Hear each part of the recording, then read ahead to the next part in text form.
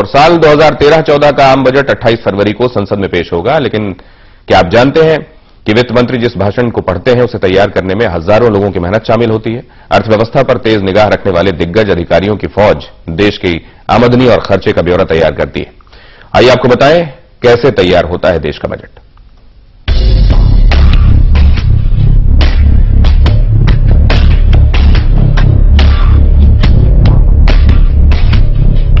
सालों से आप वित्त मंत्री के हाथों में ये बैग देखते आ रहे हैं। इसमें करीब 50 से 60 पेज का बजट भाषण और प्रस्ताव शामिल होते हैं, जिसे बनाने का काम 6 महीने पहले शुरू हो जाता है।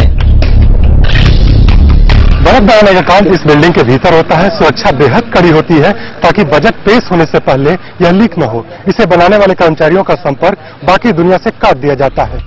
यह बजट बिल्कुल आपके घर के बजट के जैसा है।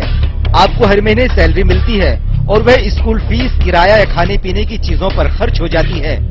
जब ये खर्च आपके महीने की कमाई से ज्यादा हो जाता है तो आप परेशान हो जाते हैं। कई बार तो इसके लिए लोन लेना पड़ता है। अब आम बजट पर आते हैं। दिल्ली के नॉर्थ ब्लॉक बिल्डिंग में बजट डिवीजन के कर्ता धर्ता बैठकर आमदनी और खर्च का हिसाब करते हैं। मैराथन मीटिंग के बाद तय होता है कि सरकार को कितनी आमदनी होगी और वह कहां खर्च करेगी।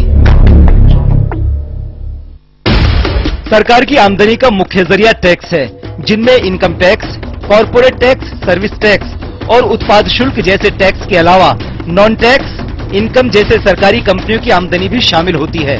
अगर आप सरकार के खर्च की बात करें तो ये सुरक्षा के लिए हथियार, सड़कें, स्वास्थ्य सेवाओं, शिक्षा, सब्सिडी और योजनाओं पर खर्च होता है।